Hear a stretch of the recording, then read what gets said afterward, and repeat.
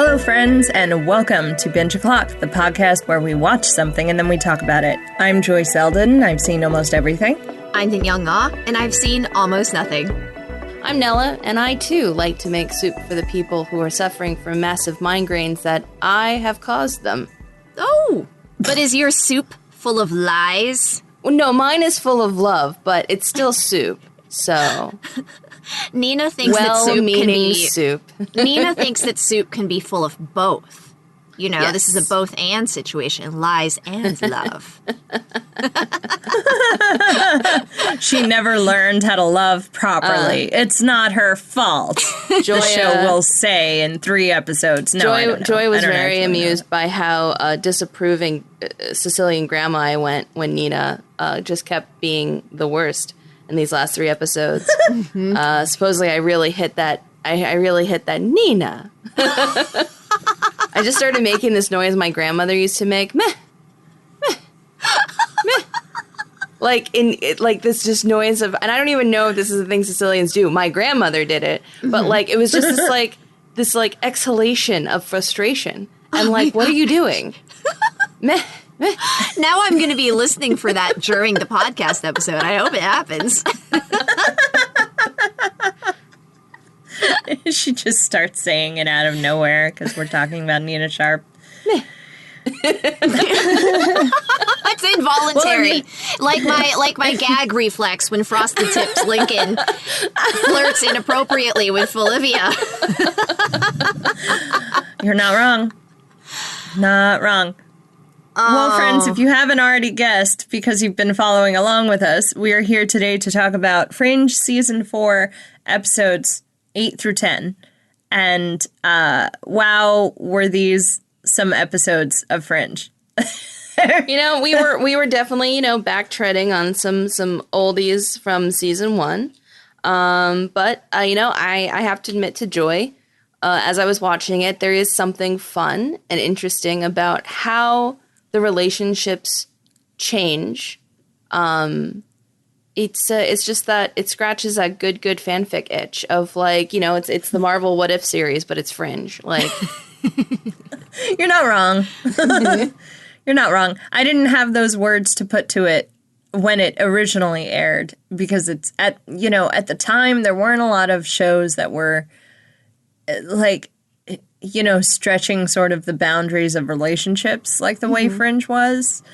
Maybe there were a couple of time travel episodes in a series, but everything eventually went back to normal because the thing that happened either didn't happen and the timeline never changed, or the timeline changed and it didn't matter. Back to the Future is a good example. Like Back to the Future in the very first movie, he changes the timeline and his home life is his parents are a little more wealthier and everything, but he's still him. Marty McFly is still Marty McFly and he didn't change as a person. Right. No, that makes sense. It's this weird...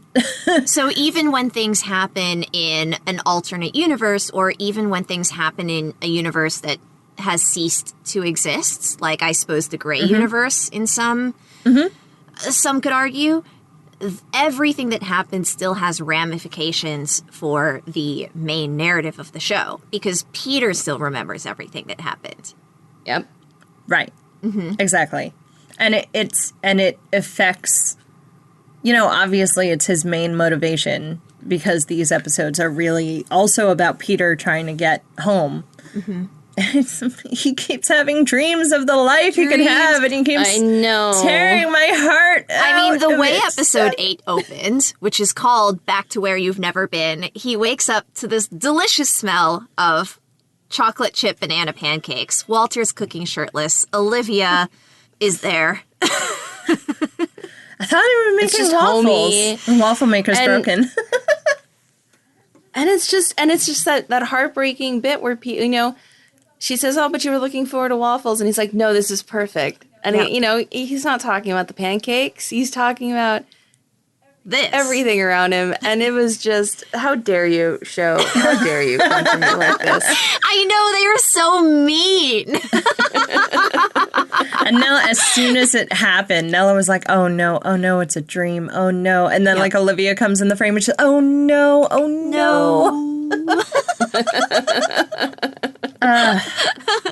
Because Walter in the dream drops whatever metal thing he's holding. Peter jolts awake on his work desk and comes to the conclusion that he must ask Walter for help. So in the very next scene, one of the details I did really like about this scene is that when he finally goes to Walter to ask for help again, he brings pastries with him.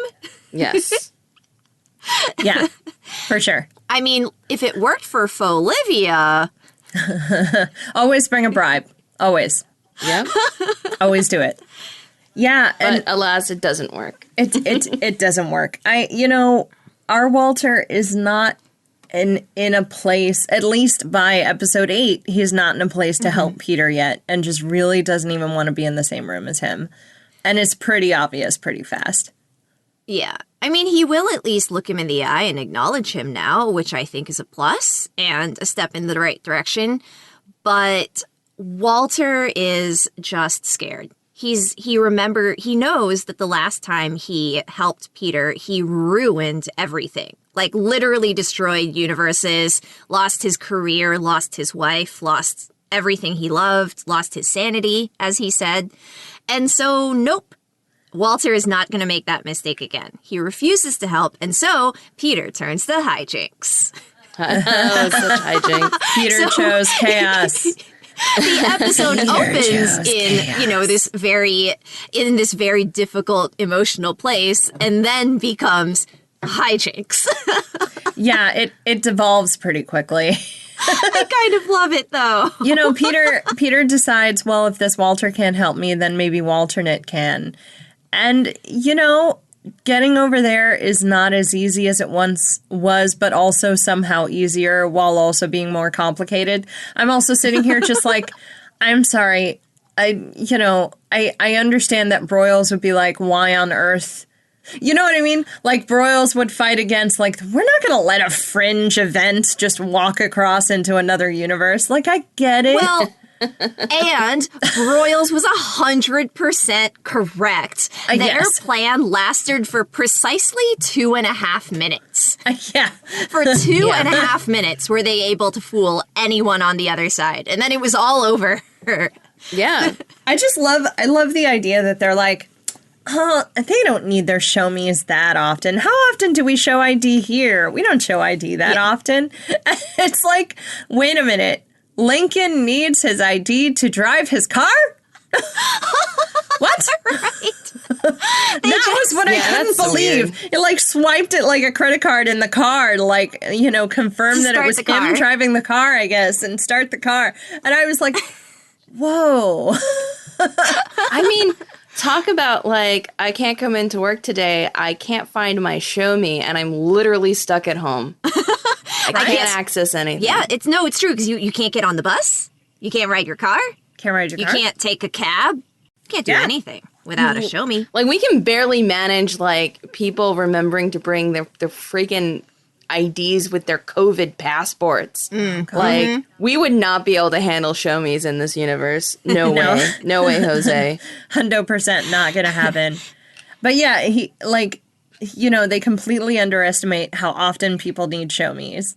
And their plan devolves so quickly. And I love that Broyles gets a call from his alter ego. I know. And it's just like, yeah, he was about as pleased with this plan as I was. To find out that it happened. So, and like Olivia is just like, I've been in trouble before, which is also... It'll blow over. It's not fine. The first time.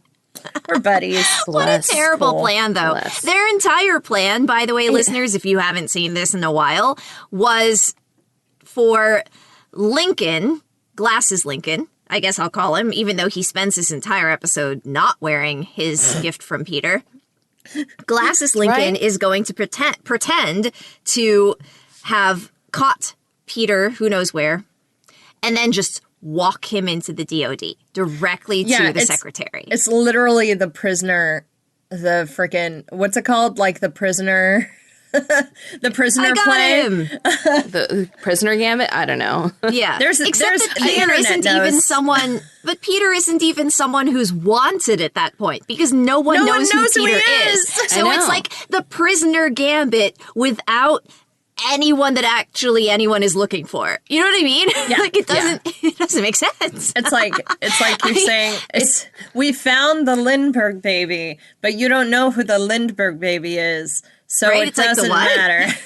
It is 100% that meme of, take Peter to the DOD as a prisoner, question mark, equals profit. Yeah, exactly.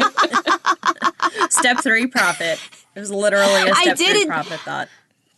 I did enjoy seeing Glasses Lincoln in action, though, Yes. as he was trying to get Peter into the DOD. Oh, man, he really crushes his deceive rolls. Yep. Mm-hmm. You know, He does a good job. he's way more chameleonic than I think we give him credit for, because he just slides right into whatever role. Like even just talking to Olivia, he's just like, so we're, like he asked that weird question of like, are you guys together? And Olivia's like, nah. And he's like, what do you have against us? He's like, you don't have to say it like that. But like he instantly accepts that, like, yes, there's this other me, and that yes, they have some kind of relationship, and that yes, obviously I am somehow attached to that because he is me and I am him. Like he gets it. Yeah. He's pretty unfazable, our Glasses. Our boy. So. Our perfect Glasses son. Oh, when Olivia fusses with his hair before she sends him through. How dare you. Tousles I love it. it. I ship it. Oh, there's so many fun moments between the two of them in this episode. There's the hair fussing. There's the moment where he brings her chicken soup at the beginning. See, this is real. That's love soup. That's not was love soup. That's love soup.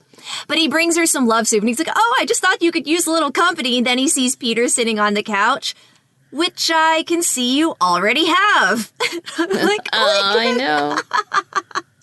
I did appreciate that Olivia was like really quick to be like, oh no, Peter's thinking about like breaking into the alternate universe. and Yeah, you this is ticketed. 100% business. This is a professional meeting. This is a professional meeting. Not a let's sit together and have soup because I'm not feeling well meeting. The other moment that I enjoyed was their version of their simpatico that these two characters have, where Olivia assures Peter that he is their number one priority and they are only going to go over there Yes. in order to get Peter into the DOD. And then right after Peter walks past Olivia, she and Lincoln just make eye contact. And he goes, Yep. got something on your mind? Then she goes, yep. Yes. No, that was a brilliant moment. They're both of their characters are really, really interesting. And I like how they're clicking. It doesn't feel forced. Like, it also doesn't, and it feels like they're both sort of finding their own footing with each other, which is also nice. Yeah. Because, like, when they first met, Lincoln was just flat out mourning his partner. So it was really hard to do anything there. Anything where either of them let each other in. And I just really like how they're slowly letting each other in. That slow burn. Oh, I'm such And a sucker again, for with a the slow love burn. triangle. It's fine. We'll get there. It's fine. It's fine. It's fine. Well, the one very important thing, not one very important, there are many, but one of the important things that comes up during that conversation that you mentioned earlier, Joy, where Glasses Lincoln is asking Olivia, is there something going on between you two? It is revealed that Olivia has broken up with Frank and is now single. Yep. It's an important thing to remember. Yeah, I think I turned to Nella and I was just like, oh man, I'm pretty sure she knew Frank was too good for her. I hope Frank meets Astrid somewhere in a pub. Oh yeah. And they just get to chatting.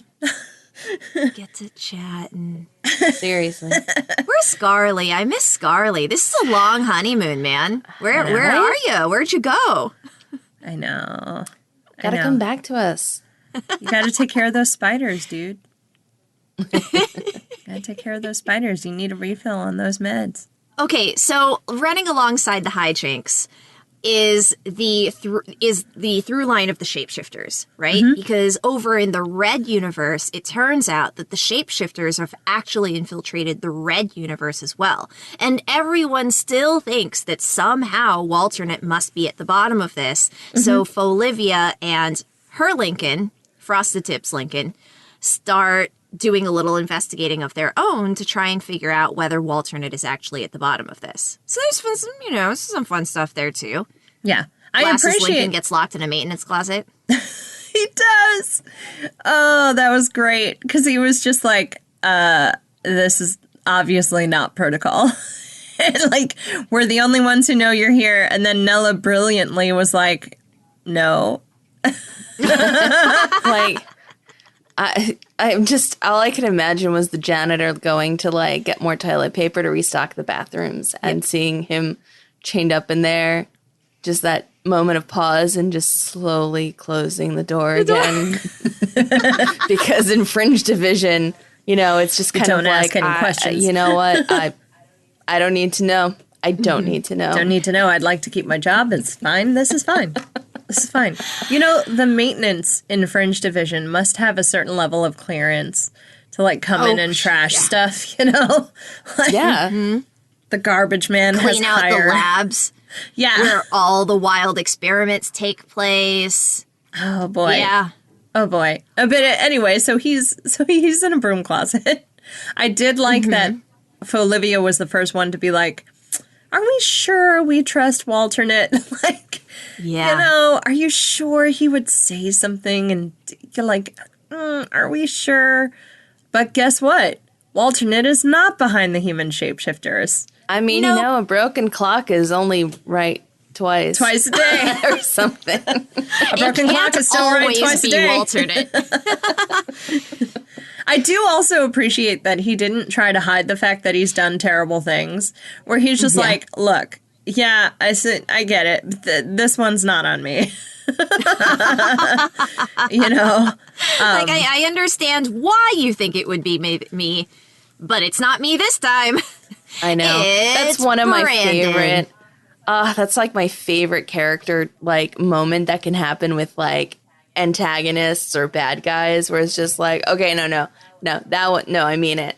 Like, I've done some shady stuff, but that I'm not claiming responsibility for that one because it wasn't me. It wasn't me. The Brendan reveal was pretty satisfying, I think. Enough with evil Brandon. So he's dead, right? Pretty sure. Good. Pretty sure. Yeah. I think the way these shapeshifters work is they have to kill the person that they copy. So, like, there's no way he'd still be alive, which is still true from the previous shapeshifters. Like, you died either way. Yeah. But yeah, it was such a weird, satisfying, like, thank God someone shot him. I felt bad about it at the time, but then I was like, oh, that's right, he's a shapeshifter. Actually, I could have gone either way. True. Well, he's not even dead, though, because Walternate is keeping him alive so he can interrogate him. Right. So he's not dead yet. He just got shot in the face with a contraption that revealed his translucent skin. That was a fun moment. That was a fun moment. There were a lot of really good prosthesis in this episode. Like, the dude who was running, who got hit by the bus. Like, his face was really interesting to look at. And I just appreciated that, like, they kept that up for that whole shot, Like, he was obviously still mid-change and trying to run away. And it's so weirdly Looney Tunes because, like, he runs up a ramp and, like, jumps over a thing and then gets hit by a bus. And it was just the weirdest Acme moment of, like, you almost had it. You were so close. And then you look down. Never look down. So we find out it's not Walternate. We find out it's our old friend, David Robert Jones. That guy. His entire lab of shapeshifters. Fringe loves that shot. That shot where you're looking at the villain's face and then you pan around and behind them is an entire row of glass tubes. Look, I will say this is I've recently been doing a rewatch of the X-Files, and I swear this is one of those cinematic moments that I'm pretty sure they learned from the Chris Carter storytelling of like there's going to be a close-up of somebody's face revealing something and then suddenly there's going to be something else slightly to the right. Like all those chambers, and then in the next episode there's only one with something in it with a shapeshifter in it who he kills to show them how serious he is. And I'm like, I don't know. This season 4 David Robert Jones seems kind of played out. Yeah.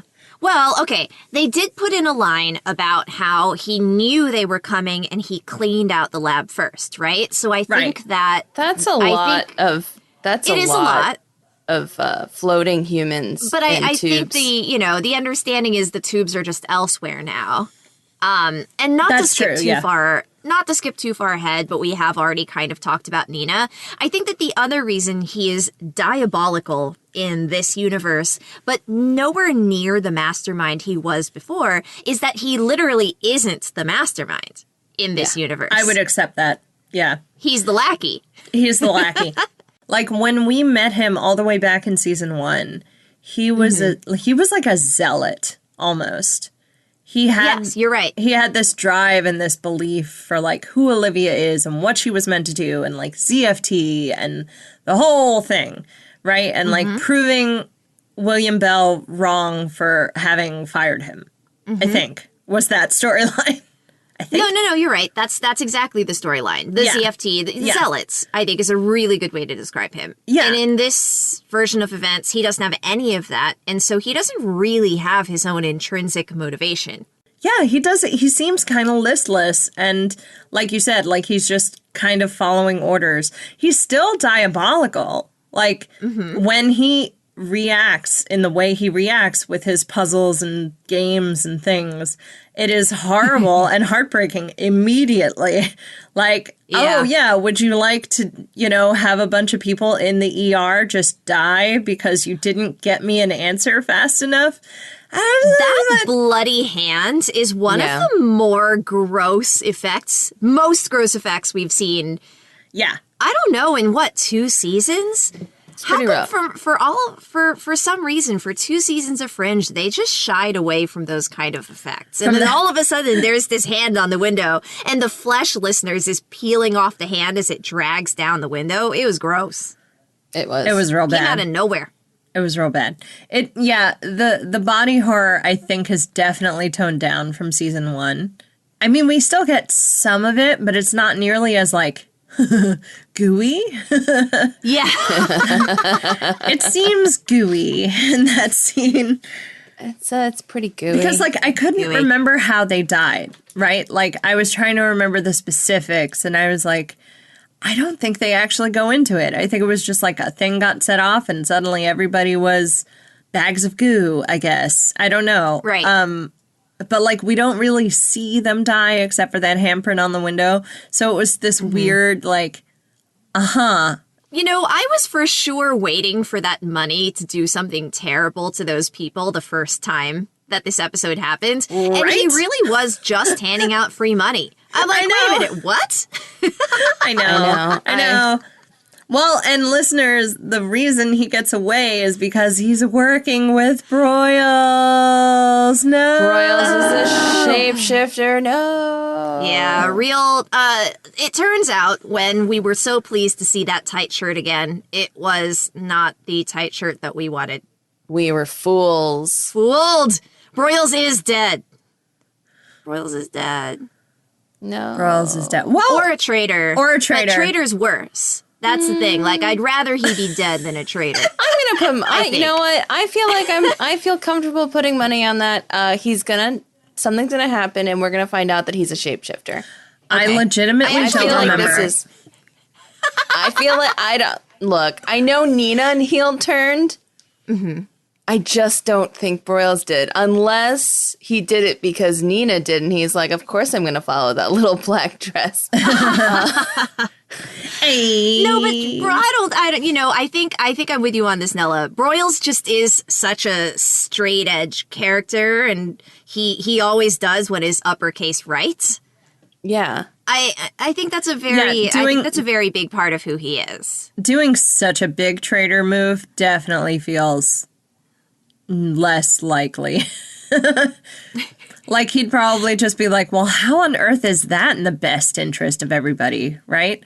Like, Yeah. we got to have a Walternate, of all people, be like, I took a chance on this thing, and then I let a maniac back onto the street, and I don't think it was a good idea. Like, I don't know why I thought I was doing the right thing, but I don't know if I did the right thing. We had that exact conversation with this A.U. Broyles, in the Red universe, when he was like, talking to his wife and trying to figure out the best thing for his son. And like, he is a very stand-up citizen. That felt weird. Yeah. Had a weird mouthfeel. But It had a weird mouthfeel, but it feels true. he's a very feels like an upright apt- gentleman.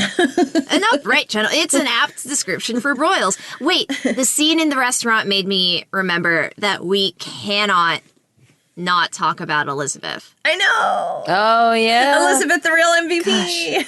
The real MVP of the 3 episodes. So What a we amazing. we see Elizabeth. I know. We see Elizabeth in the Red universe. So this Elizabeth, who lost Peter as a child, does not have gray hair, is not generally sad, so to speak. Like, the other, previously she kind of seemed like a bit of a shut-in, like she never left the house. She was always kind of puttering around. This one, like, came back from shopping, so, like, obviously, like, living a somewhat normal life. And as She's eating the bread right out of the grocery bag. Like a people don't person. do that when they're not happy. It's so true, though. But that's so true. Why is that so true? Just dropping truths on y'all. Anyway. The book of Sorry, Joy, Bachpod. I interrupted you. No, it's fine. No. That's the first rule of Bachpod. People don't do that when they're happy. People don't eat bread out of the bag when they're happy. He shows up, and like she knows somebody's in the house, and at first it's like, she's just gonna leave the house, right? Because she thinks it's an intruder. And then when she sees Peter, she instantly knows who he is. Instantly. Without any information from Walter, without any information from anybody else. Nobody has called her to say, there's this guy, we don't really know who he is, but he's claiming to be Peter Bishop, blah, blah, blah. Nobody said anything. And she just recognizes him. And at first, he knows she knows, right? And he's just like, Yeah. She got it. Great. You know I'm not him, right? Yeah. I do appreciate that both her and Peter, the first thing they do when they see someone they love is to tell that person, I'm a different version of the person that you love. Just remember that. Yeah. I know. Because they're not here to mess with you in that way, No, they're not. It's very, Bless. just continues to reinforce that, Peter was raised by his mother. And, his, as Walter says, Elizabeth, what was it? Did you write it down? Your mother is a saint in every universe or something. Oh, no. Oh, I definitely wrote it down, but I would have to figure out which of these 3 episodes it's in. Because the thing is, I have a hard time separating these 3 episodes because I mostly just think of each pair of characters and, or, each trio of characters and what they went through over the arc of these 3 episodes. Right. I'm pretty sure it's a 9, but I might be wrong. But I will find it. But while we're looking for that, after this initial interaction with Peter, where she, by the way, saves Peter's life, she is absolutely the only reason Peter is not shot dead in that universe. I also appreciated her mom tone of Peter, what are you doing with a gun? Why do you have a gun? Put that gun away. Right away, that is going to get you killed. You give me that gun. I love her. I love her. I'm so glad we got to see Elizabeth again. And like, she's just living her best life. Finally. What about when she decides that she's going to help her son? Because that's what not her son, but Peter.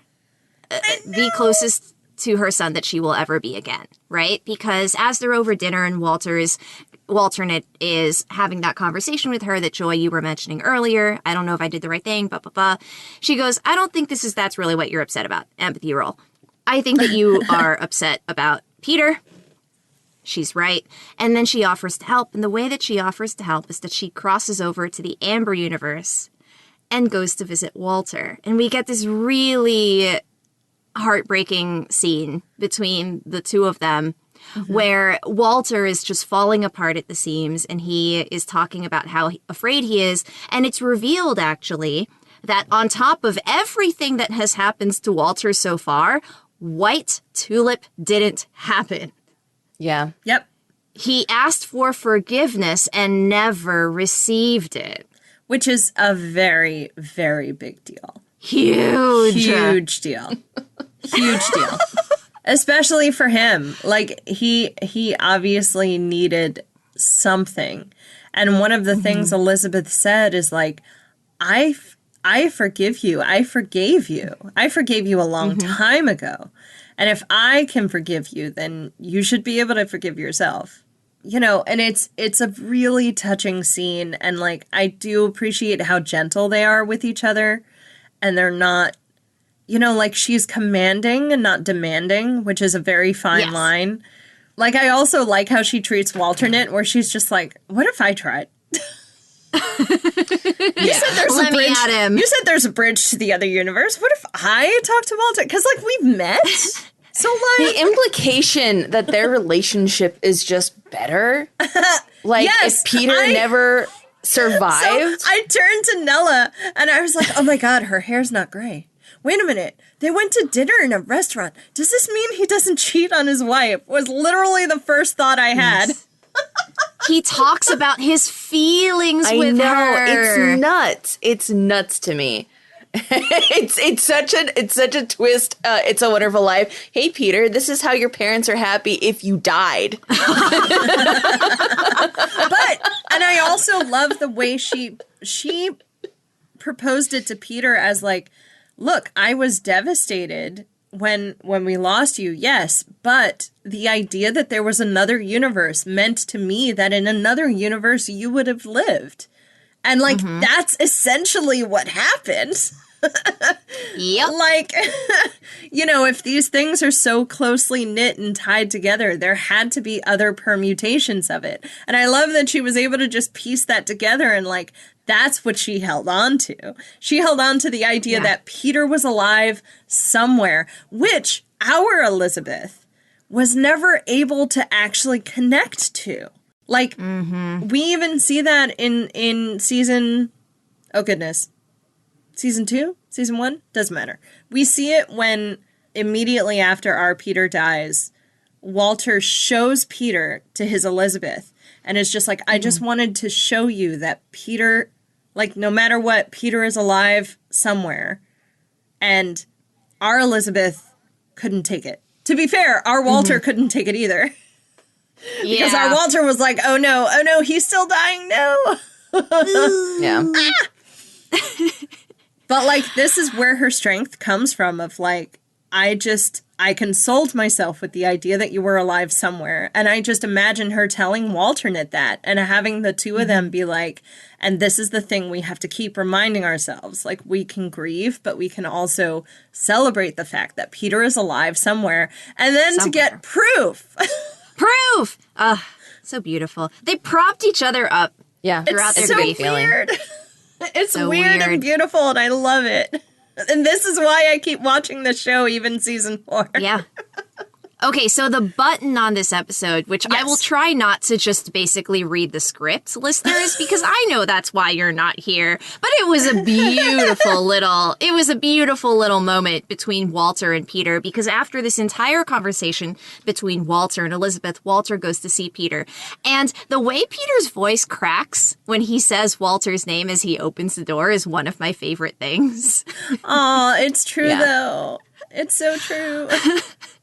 Because he also his first thought is like, what's wrong? You know, like, is everything okay? Because it's like this knock, knock, knock, knock, knock, knock, knock, knock, knock, knock, knock, knock, knock, knock, knock at the door, and he opens it. It's Walter. Okay, your mother was a wonderful woman. Every version of her. Yes. That's what it was. Yes. I wrote it down. And it's one of my I knew you would. This is why you're on the show. This is why I need you, because my brain is like, I got the subtext, but not the text. I need somebody tapping in the text. I need the text. No, but that is still one of my favorite Peter Walter scenes with this version of them. Just that, you know, Walter can just understand and that Elizabeth can make that clear. I think that, you know, this was, as Peter says, as his eyes are welling up and all of that, despite all of the differences between this Walter and the Walter that he knows, this Walter is still fundamentally a good person, right? And is still fundamentally someone who is always willing to learn and always willing to move forward. And, you know, it took him a minute, but that's what Walter was able to do. I thought I was an expert on loss, but there are still things I need to learn. Yeah. And he agrees to help.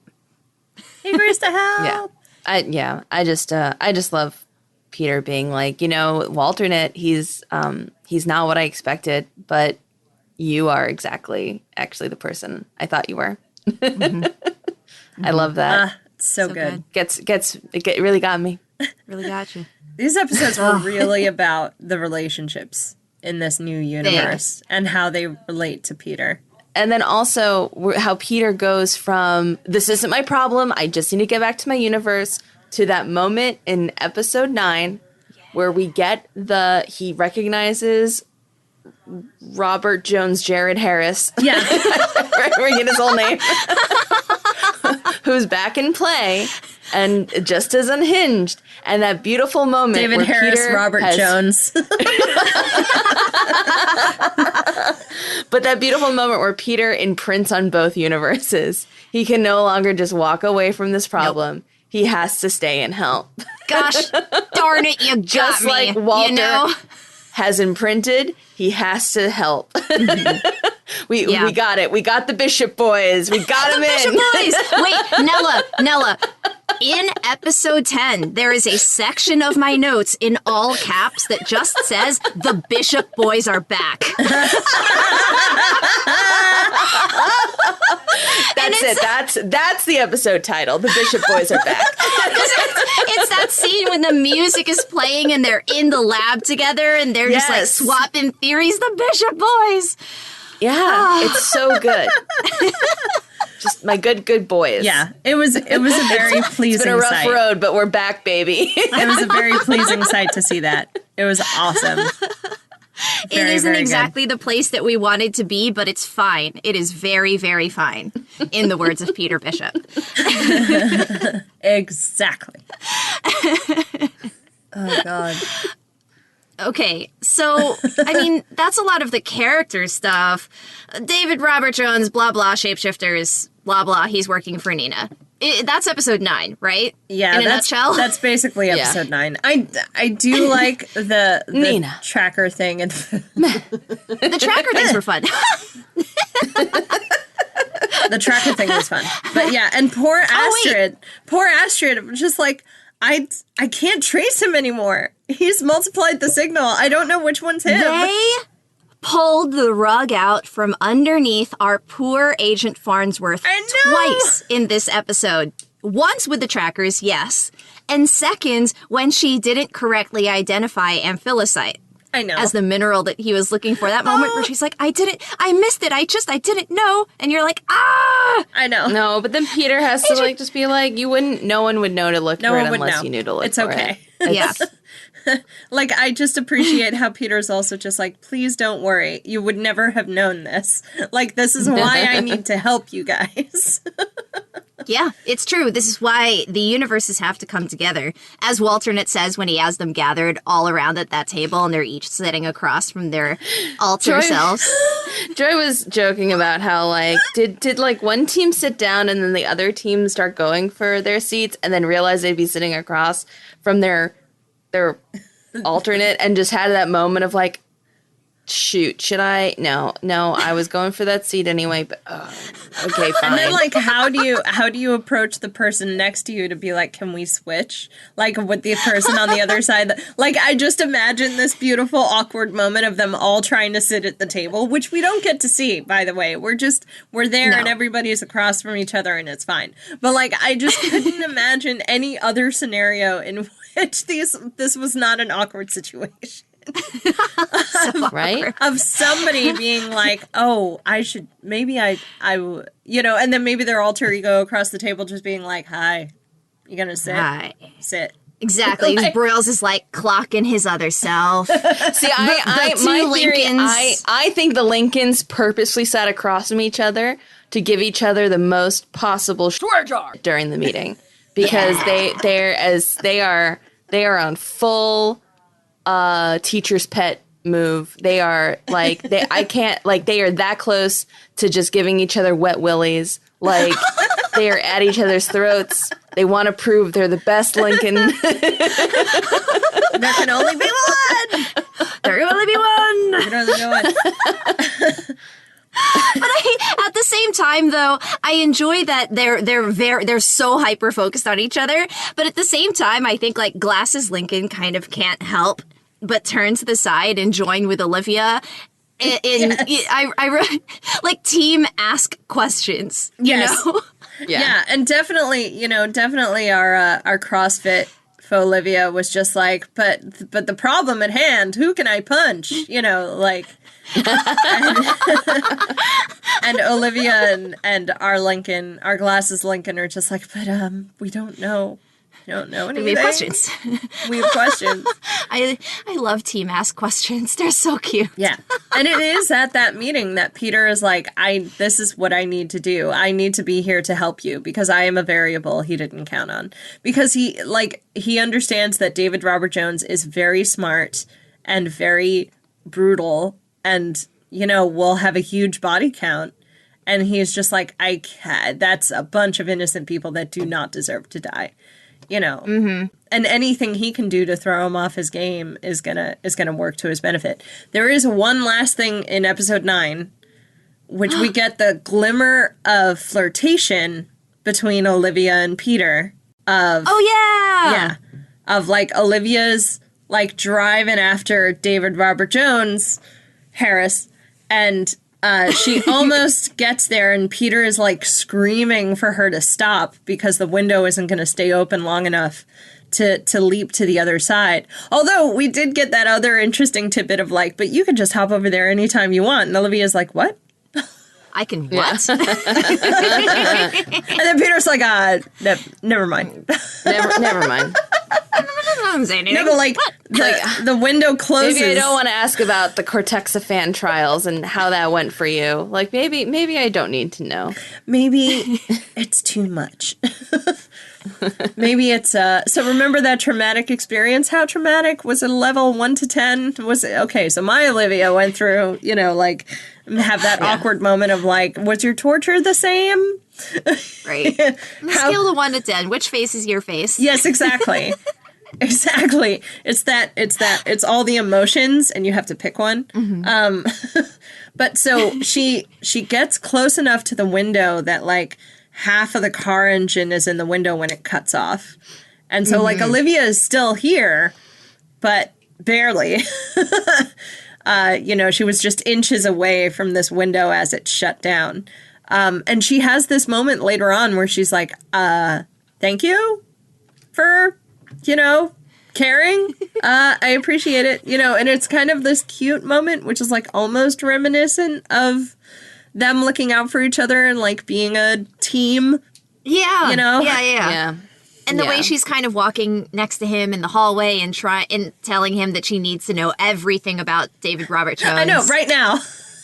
Right now! And Peter's like, could I just, sleep? like, What if I slept? I haven't slept in 3 days. What if I just, slept? This frequent flyer between universes. What if I just took a nap? Can I take a nap? I'm a little jet lagged between the multiverse right now. Time works differently. It works differently. So that brings us, I think, to episode 10, which is the only episode that is more of a back to their kind of standalone monster of the week. We've got a neat little mystery that will be solved within one episode. Yeah. The precog, not my favorite. The precog drawer. Yeah, we were watching this with a friend of ours who is an artist. And she kind of was just like, why can't we leave the artists alone? Yeah. Like, why do we have to do this? And, but it's another greatest hits because we had a precog drawer in season 1 also. Yep. Oh, I forgot all about that. Who was technically, technically he wasn't precog because he was picking up on signals or whatever. But, like, oh, yeah. that same sort of tool was happening, which was... I felt so bad for her. I know. She can sense death, and she sees people, she sees the way that people are going to die, but she sees it as in a dream, and so she has to sketch it out as quickly as possible as soon as she sees it, otherwise it's going to just float out of her mind. And they do kind of bring in that unfortunate religious aspect to all of this as well, where, she asked her dad, why did God make me this way? And her dad tells her that everyone has a purpose. And as soon as she fulfills hers, she dies. Because that's how God works, I guess. That's how God works, I guess. And I guess once you cease to be useful, you might as well just die.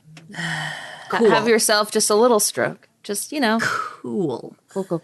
Yeah. I didn't like that very much. But I mean, it also fits in with that weird... I guess locking into the religious aspect of there are those who are very religious and who are not afraid of death, who do not fear death because it's not meant to be something you fear. It's meant to be, some religions consider it a reward for everything you've done on earth. Seeing her death and it not being a big deal because she knew her father would be there, as she died. It was just it was a really weird thing of, she knew nothing could be done, and then Olivia's literally standing there, but we changed your drawing, we changed the future, those people didn't die, only to have her die on a bench. Yeah. Of a stroke. Of a fully preventable, whatever. You know what? Well... It's fine. Yeah, the actual mystery of this episode was a little less important. It was more like the mystery had to happen so that the narrative could move forward, right? Because this mystery gives us a chance to explore a couple of different things, one of which is Nina and Olivia, right? Yeah. Because Olivia finds out that Nina and Massive Dynamic were pursuing this child and attempting to not experiment on her necessarily, but... We were just gonna map her brain, Olivia. What's a little brain mapping between a kid and a Massive Dynamic corporation? Especially when the corporation offers to pay for her schooling. I mean... We were gonna pay for her school. Jeez. What's a little brain mapping among friends? Yeah, it was uncomfortable. Super. It was uncomfortable. And Olivia gets to look Nina in the eye and tell her, that's still abuse. Yeah. And you should know better because you raised me. I was very happy that we were finally using the A word. It came up. Like she just said, it's still abuse. That's it. I just, but a part of me is just it would be cool to kind of map that kid's brain. It's a pity we ruined it with all our other awful experiments on kids and stuff. We could have had a perfectly cromulent, just checking some brainwave patterns in a nice room with some snacks. But no, it's like the show. We always choose murder. We always choose child abuse. It doesn't matter. I did appreciate that, like, with Walter, it's basically just some, like, brainwave patterns connected to her cerebral, like her forehead, which I guess tells him that she's taking in more oxygen and blood than usual to her brain. Mm-hmm. Yeah. I mean, I don't really know how you map that, but okay. I don't know. I guess caused her stroke. Made me do child psychology studies because the university was there, and I just remember there being a lot of toys and snacks and people asking me questions. It was fine. I keep imagining that one scene in, like, Ghostbusters 2 where it's like Egon's just watching a child play with a toy. And then they're like, well, let's see what happens when we take away the stuffed animal. Just like, the child's going to cry. Egon, the child's going to cry. I can tell you right now. You don't need to do it. You don't need to do it. What are you gonna? Okay, so there's that. There's Olivia and Nina. And the other reason this mystery is meaningful is that at the end of episode 8, one of the observers shows up in the auditorium. He's shot in the chest, and he tells Olivia, "You are going to die." So Olivia, on top of everything else we've mentioned so far, is grappling with the idea that her death has been foretold, and she doesn't know whether that means it's actually set in stone. Exactly. Having these observers, although they don't call them observers, I guess they don't have a name for them. Well, I mean, Peter has to tell them. Yeah, Peter has to tell them what their name is. Yeah. Mm-hmm. That he calls them observers, and that they show up at important points in history. Hence, having antibodies for the Spanish flu, I guess. So they get sick? Do they get sick? I have so many questions about the observers and their biology and how this works. Because they can eat, but they don't have to eat. Are they like historic typhoid Marys? Like they're carrying around all these antibodies and viruses and stuff that don't actually affect them, but they're carriers? It's a really good question. How does that help with like not like getting involved and just observing? Right. Get a little too close to like a blanket when you're carrying some smallpox and it's game over, man. No, it's a great question. It's a great question, and I don't actually know that we ever get an answer to it. They might. I doubt they'll ever explain it. Yeah, it doesn't feel like the sort of thing that this well, show as long as it turns out they're not aliens, because otherwise I'm going to have to owe a lot of money. So. Well, feel free to not explain that at all, Fringe, at this point. I think they would have mentioned something if the DNA was not human.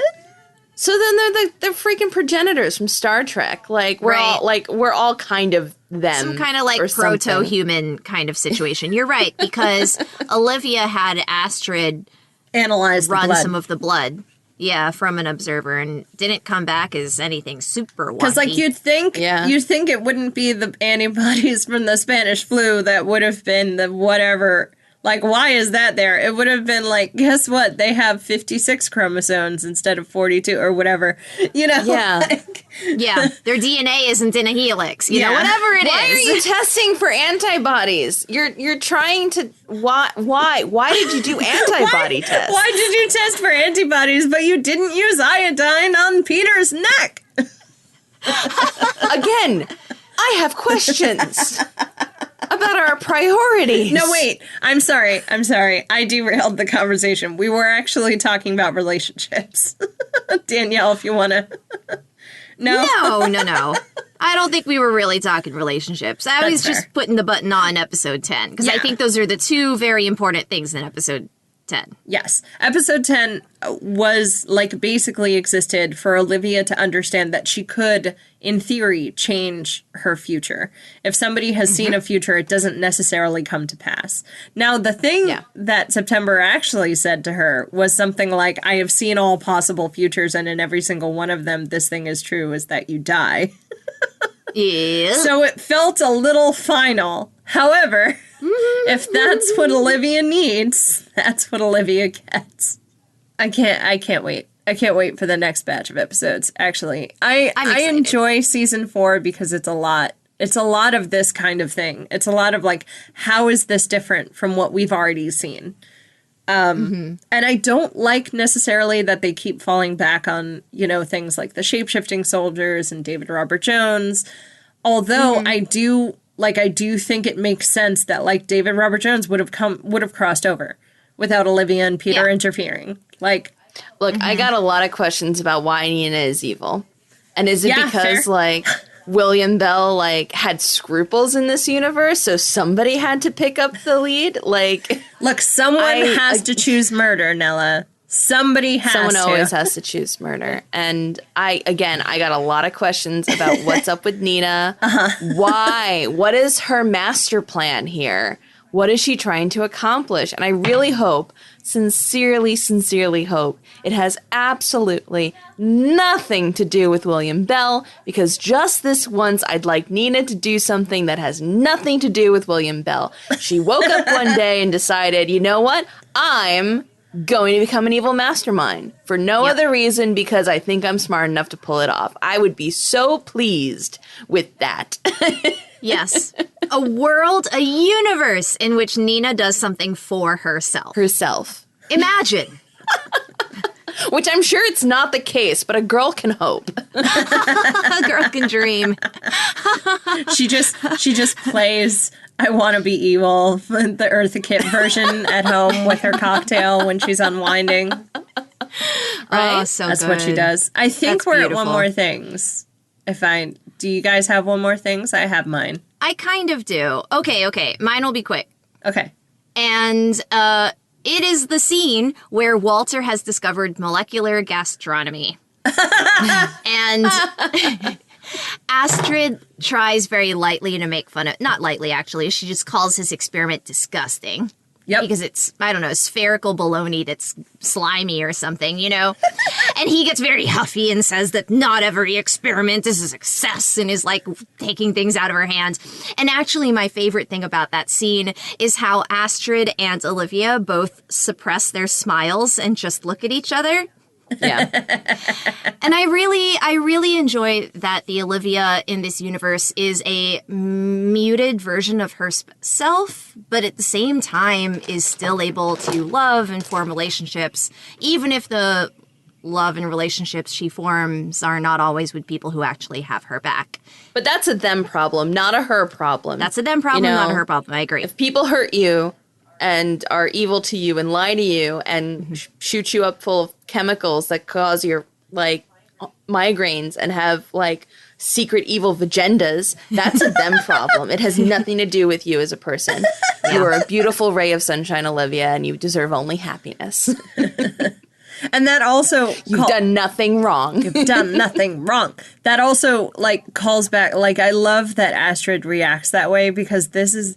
Like, the way Astrid reacts with Walter in this universe is sort of my favorite. Like, she doesn't coddle him as much. And I appreciate that. You know, it's just not overly, I don't know. Like, my favorite, one more thing is also, like, a small moment in Walter's lab where he has the hairdryer and he's blowing it on the on the pinwheels, and he gets to the aluminum, the metallic one, and he's like, and for some reason that one spins the other way because it's like lighter, and I just, there's something about that moment that I really love, that it's like, you ever get that, like, earworm in your head and you need to know? And, like, he just decided to set up a little experiment in his lab, and he was like, and now I know, you know? Relevant to nothing else that's happening. He also, in that scene, calls Astrid by her name twice. He does! As soon as he finds the difference between the metallic pinwheel and the rest of them, he's like, Astrid! Exactly. Smells pastries behind him, Astrid! And it's Peter, of course. And it's Peter. It's a great moment. It's just, it reminds me of, like, those old middle school and high school science experiments of just, like, and then you made a battery out of a potato, or you made a volcano, or whatever, you know, like, and it's just, it's fun. Anyway, sorry, Nella, go ahead. No, I'm just, it's a real stretch in episode 10 that this guy was not only able to get a pickup truck full of bomb in the parking lot under a federal building, in this post 93 World Trade Center Oklahoma City bombings, but that also, I mean, bad day to be that security guard that led him through, you know, the security check, and he was completely strapped up. Like, what the hey? with a weird radio too. That didn't look like a transistor. And like, maybe I could sit here and believe that, like, it had absolutely no metal bits on it, and that's why it didn't flag. But like, they didn't even make him take his jacket off. They make me take my jacket off all the time. I know. Like, Same. what? Like, really slacking. Like, that's some real rent-a-cop nonsense. Like, that whoever their security contractor is, they're not going to have that contract for very much longer. I'll tell you what. Yep. So, They need to be fired. yeah, that's it. That's my one more thing. Okay. Hey, we did it! We did it! Yay! We did the thing. All right. Well, listeners, between now and our next episode, we would love to hear from you. Please check us out at Binge O'Clock Pod on Twitter and Facebook, where you can answer the question, what is your favorite middle school or high school science experiment? You can also email us at bingeoclockpod@gmail.com. And don't forget, we have a Patreon. Find us at patreon.com/bachpod. That's right. And tell your friends, tell your family, tell your loved ones, tell the live lobsters in your life about Binge O'Clock, and we will see you next time.